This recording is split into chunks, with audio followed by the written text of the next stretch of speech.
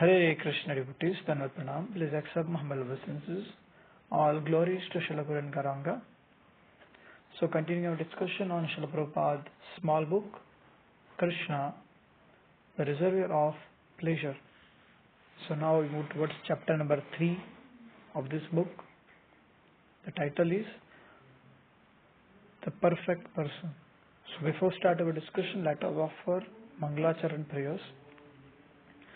Om Ajnanatimirandasya Jnananjana Shalakaya Chakshurunmilitam Yena Tasme Shri Guruve Namah Shri Chaitanya Manobhishtam Sapitam Yena Bhutale Swayam Rupa Kada Mayam Dadati Swapadantikam Vandeham Shri Guru Shri Yuta Padakamalam Shri Gurun Vaishnavamscha Shri Rupam Sagrajatam Sahagana Raghunathan Vitam Tam Sajipam Sadvaitam Savadhutam Parijana Sahitam Krishna Chaitanya Devam Shri Radha Krishna Padam Sahagana Lalita Shri Vishakhan Vitamscha He Krishna Karuna Sindhu Dinabandhu Jagatpate Gopesha Gopika Kanta Radha Kanta Namastude Tapta Kanchana Gaurangi Radhe Vrindavaneshwari Rishabhanu Sute Devi Pranamami Hari Priye Namo Mahavadanyaya Krishna Prema Pradayate Krishnaya Krishna Chaitanya Namne Gaurituse Nama Namo Vishnupadaya Krishna Pristhaya Bhutale Shrimate Bhakti Vedanta Swamin Nitinamine Namaste Saraswate Deve Gauravani Pracharine Nirvishesha Shunyavadi Paschatya Deshatarine Jaya Shri Krishna Chaitanya Prabhu Nityananda Shri Advaita Gadadhara Srivasadi Gaura Bhakta Vrinda Hare Krishna Krishna Krishna Hare Hare Hare Rama Rama Rama Hare Hare Hare Krishna Krishna Krishna Hare Hare Hare Rama Rama Rama Hare Hare Hare Krishna Krishna Krishna Hare Hare Hare Rama Rama Rama Hare Hare. So first of all, welcome to all the devotees who are listening this video. So I first pray to all the devotees who are here. Please bless me with your prayers or blessings so I can repeat the words of Srila Prabhupada as it is without personally motivated interpretations and also practice in my life.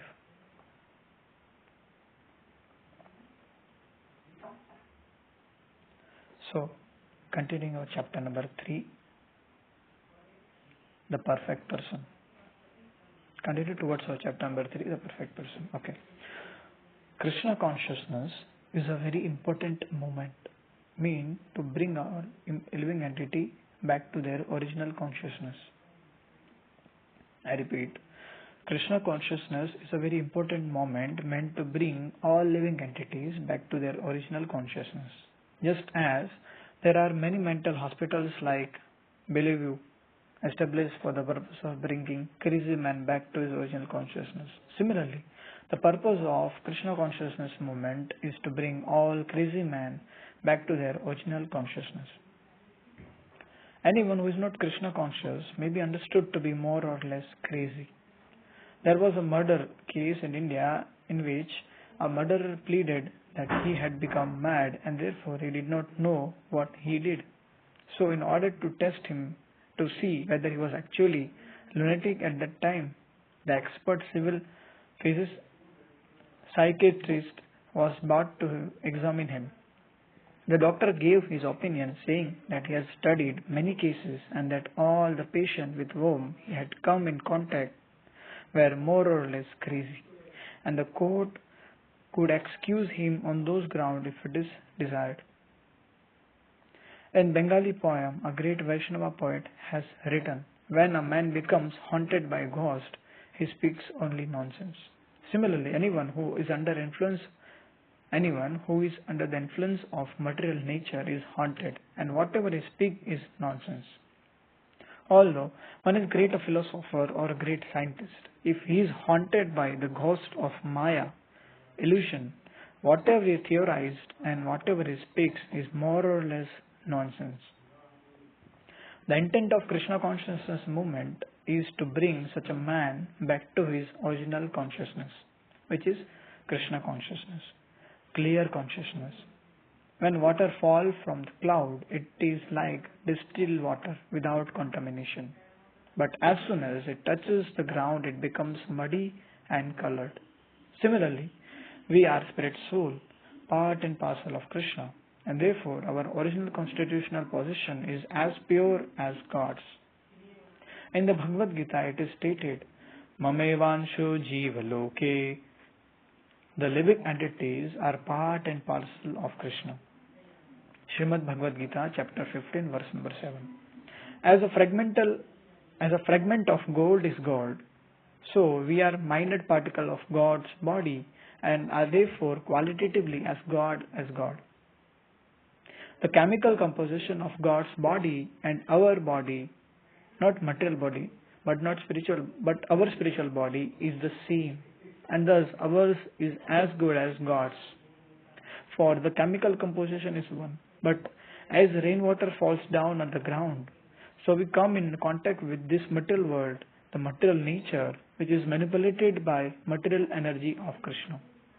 When we speak of nature, it must be inquired, whose nature? God's nature. Nature is not active independently. Such a concept is foolish. In the Bhagavad Gita, it is clearly said that material nature is not independent. A foolish man sees a machine and thinks that it is working automatically, but actually it is not. There is a driver, although we sometimes cannot see the driver behind the machine due to our defective vision. There are electronic machines working very wonderfully, but behind electronics there must be a scientist who pushes the button. This is very simple to understand. Since a machine is a matter, it cannot work on its own accord but must work under the spiritual direction. A tape recorder works, but it works under the direction of living entity. A human being, the machine is complete, but unless it is manipulated by spirit soul, it cannot work. Similarly, we should take it for granted that the cosmic manifestation of nature is a great machine, but that behind this material nature, there is God, Krishna. Krishna says in Bhagavad Gita, Mayadhikshena prakritim suyate cha characharam. All the material nature is acting under my direction and superintendence. Srimad Bhagavad Gita, chapter 9, verse number 10.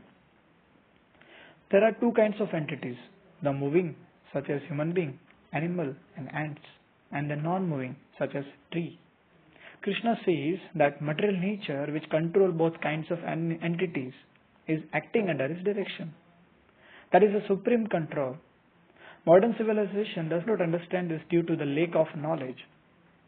So our Krishna consciousness movement is trying to enlighten people. People are crazy. I repeat, people are all crazy because they are conducted by the influence of three modes of material nature. They are not in their normal condition. There are so many universities, especially in the United States, and so many departments of knowledge. Why are not they discussing on this point? Why are they not discussing on these points? Where is the department for this knowledge? In 1968, when I went to Boston, Prabhupada says, in 1968, when I went to Boston and was invited to speak at MIT, the full form is MIT, Massachusetts Institute of Technology, MIT. My first question was, where is the technological department which is investigating the difference between a dead man and living man? When a man dies, something is lost. Where is the technology to replace it? Why do the scientists do not try for it? Because it is a very difficult subject, they are set it aside. They are busily engaged in the technology of eating, sleeping, mating and defending. This is animal technology. Animals are also trying their best to eat nicely, to have nice sex life, to sleep, and to defend. What is the difference between the man's knowledge and the animal's knowledge? Man's knowledge should be developed to explore the technology that deals with the difference between the living man and dead man, a living body and a dead body. That spiritual knowledge was taught by Krishna in the beginning of Bhagavad Gita. Arjuna was taking to Krishna as a friend. Of course, whatever he was saying was right, but it was right only to a certain point. Beyond that point, there are other subjects matters of knowledge which are called adokshaja, because our direct perception of material knowledge fails to approach them. We have many powerful microscopes to see what we cannot see with our limited vision, but there is no microscope that can show us the soul within the body. But nevertheless, the soul is there. The Srimad Bhagavad Gita informs us that within the body there is proprietor. I am the proprietor of my body, and others are the proprietor of their bodies. I say my hand, I don't say I hand. Therefore, since it is my hand, I am different from this hand. When I say my hand, this indicates that the book is when I say my book, this indicates that this book is different from me. Similarly, it is my table, my eyes, my leg, my this, my that. But where I am searching out the answer to this question is meditation. When asked, where am I? What am I? We cannot search out of answer to such questions by material efforts. Therefore, all the universities are setting this aside. It is a very difficult subject.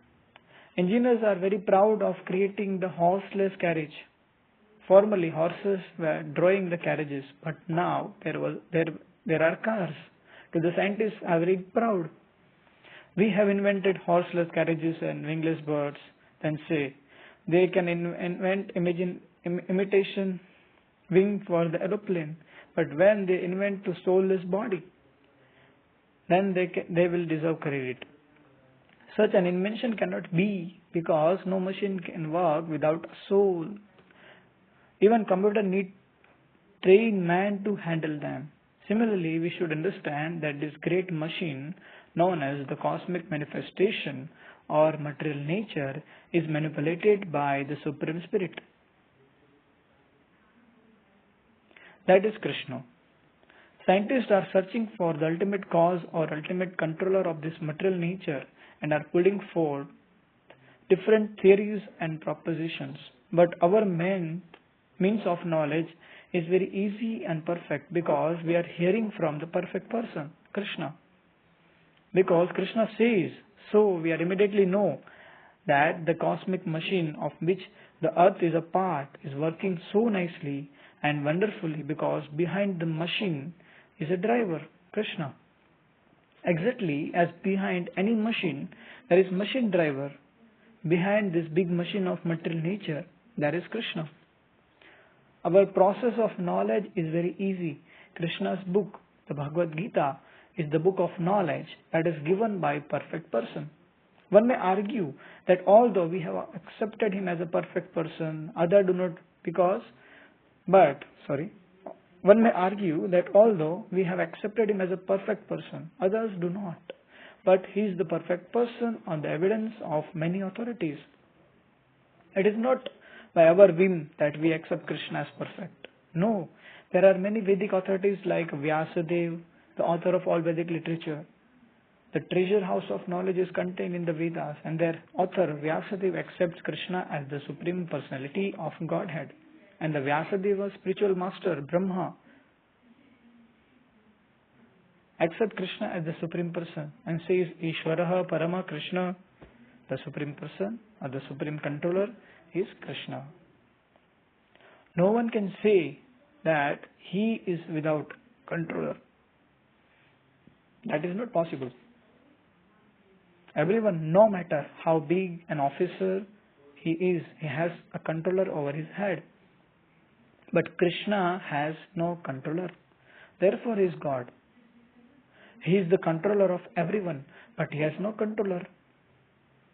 There are many so-called God nowadays. There are many so-called gods nowadays. Gods have become very cheap. They are especially imported from India. People in other countries are fortunate that gods are not manufactured there. But in India, gods are manufactured practically every day. One of my disciples recently told me that God was coming to the Los Angeles and that people were requested to receive him. Krishna is not that kind of God.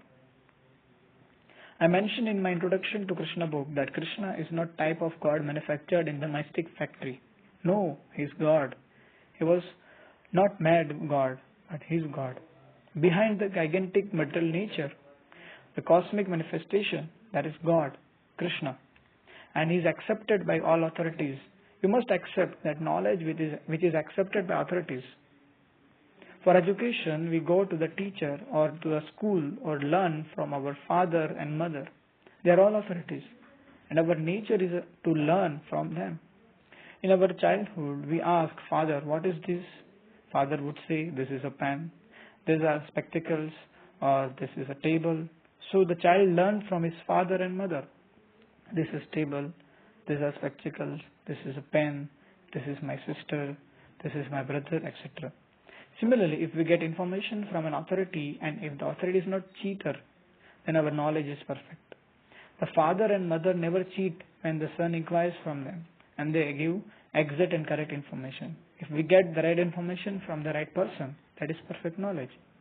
If we want to reach the conclusion by speculation, that is imperfect. The inductive process will never become perfect. It will always remain imperfect. Since we get information from perfect person, Krishna, whatever we speak is perfect. I don't say anything which is not spoken by Krishna or by authorities who have accepted Krishna. That is called disciplic succession. That is Krishna consciousness. In the Bhagavad Gita, Krishna recommends this process of knowledge. Evam parampara praptam imam rajarashayo vidu. Srimad Bhagavad Gita, chapter 2, verse number 2. Formerly, knowledge was passed down by the great saintly kings who were the authorities. Nowadays, the government or a president is the authority. Formerly, however, those authorities or kings were rishi, great learned scholars and devotees, not ordinary men. That system of government was very nice. One talented and well-trained person as the head of the government would very peacefully execute the governmental functions. There are many instances in Vedic civilization of perfection of such kings. Dhruva Maharaj is such an example. He went to the forest to search out God, and by practice of severe penance and austerities, he found God within 6 months. How? He was 5-year-old boy, a king's son with very delicate body, but according to the direction of his spiritual master, Narada, he went alone to the forest.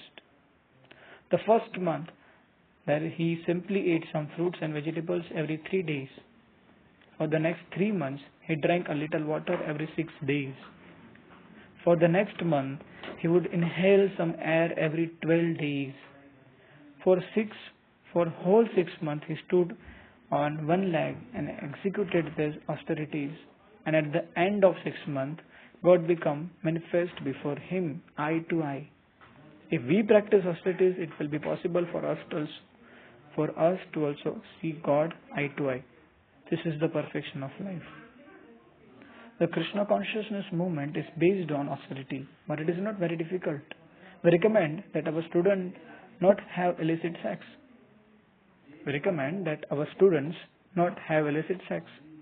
We don't stop sex, but we regulate it. We don't stop eating, but we regulate it. We eat Krishna Prasad, food first offered to Krishna. We don't say not eating. We don't say no eating, but no meat eating. What is difficulty? Krishna Prasad is made by many varieties of nicely cooked fruits and vegetables. So there is no difficulty. No illicit sex means don't be like cats and dogs. Be married and have one wife or one husband and be satisfied. We must regulate ourselves and must undergo austerities. Although we cannot undergo such severe type of austerity as Dhruva Maharaj. In these days, it is possible to imitate Dhruva Maharaj, but the method we are prescribing is possible. If one takes to these principles, he will make advancement in spiritual consciousness, Krishna consciousness. As one makes advancement in Krishna consciousness, he became perfect in knowledge. What is the use of becoming scientist or philosopher who cannot say what his next life will be? The student of Krishna consciousness can very easily say what their next life is, what God is, what we are, what our relationship with God is. Their knowledge is perfect because they are reading the perfect book of knowledge such as Bhagavad Gita and Srimad Bhagavatam. This is our process. It is very easy and anyone can adopt it and make his life perfect. If someone says, I am not educated, I cannot read books, still there is possibility that he can perfect his life. He can simply chant Hare Krishna. Krishna has given us tongue and 2 ears, and we may surprise to know that Krishna is realized through the tongue, not through ears. And after tongue, the other senses follow. But the tongue is the chief. We have to control the tongue. How does one control it? Simply chant Hare Krishna and taste Krishna Prasad. One cannot understand Krishna by sensual perception or by speculation. It is not possible. For Krishna is so great that he is not within our sensual range, but he can be understood by surrender. Krishna therefore recommends this process, Sarva Dharman Parityajya Mamekam Sharanam Dvaja. Sarva Dharman Parityajya Mamekam Sharanam Vraja. Give up all the other processes of religion and simply surrender unto me. Srimad Bhagavad Gita, chapter 18, verse number 66. Our disease is that we are rebellious. We don't want to accept authority. Yet although we say that we don't want authority, nature is so strong that it forces authority upon us. We are forced to accept the authority of nature by our senses. To say that we are independent is nonsense. It is our foolishness. We are under authority, but still we say we don't want authority. This is called Maya or illusion. We do whatever have certain independence. We can choose to be under the authority or our senses or authority of Krishna. I repeat, we can choose to be under the authority of our senses or authority of Krishna. The best and ultimate authority is Krishna, for he is our eternal well-wisher and he always speaks our benefit. And he always speaks for our benefit. Since we have to accept some authority, why not accept his? Simply by hearing his glories from Bhagavad Gita and Srimad Bhagavatam and by chanting his names, Hare Krishna, Krishna Krishna, Hare Hare, Hare Rama, Rama Rama, Hare Hare, we can swiftly perfect our lives. So with that we have completed discussion on this very, very glorious book of Srila Prabhupada, Kṛṣṇa The Reservour of Pleasure. And there is short introduction of Srila Prabhupada given. I also wanted to read that one also. So let's read small introduction about the author. His Divine Grace Sri Bhaktivedanta Swami Srila Prabhupada went to the America in 1965 at the age of 69 years to fulfill the order of his spiritual master. Within a short period of 12 years, he presented the Vedic literature in form of more than 50 books in English. Highly respected by his academic community for their authority, depth and clarity. His books are used as standard textbooks in numerous college courses. At the same time, he was traveling constantly in the whole world for preaching Krishna consciousness. In 1966, he established International Society for Krishna Consciousness in New York. He guided the society and saw it grows to the worldwide confederation of more than 100 ashrams, schools, temples, institutes and farm communities. In 1977, he returned to the Holy Dham Vrindavan and left this world. His disciples are engaged in expanding the movement established by him. Jai Srila Prabhupada ki Jai, Srila Gurudeva ki Jai. So with this we have completed. And last also I wanted to read this cover part. Everyone seeks pleasure, but everything appeals to the pleasure one receive in connection with Krishna, if we simply turn towards Him, we will find finally all happiness we hanker for, learn about Krishna's fascinating personality or fascinating personality and activities and enter into the ultimate reservoir of pleasure. So we just have to know about Krishna. If we know about Krishna and His glories, then we are satisfied. And we can be satisfied eternally. Because this is the only thing by which we can satisfy. To know about Krishna and to love Him. So with this we have completed our discussion on this book, glorious book, Kṛṣṇa The Reservoir of all pleasure. Reservoir of pleasure. Thank you so much, your servant Brijesha Tanaya Dasa.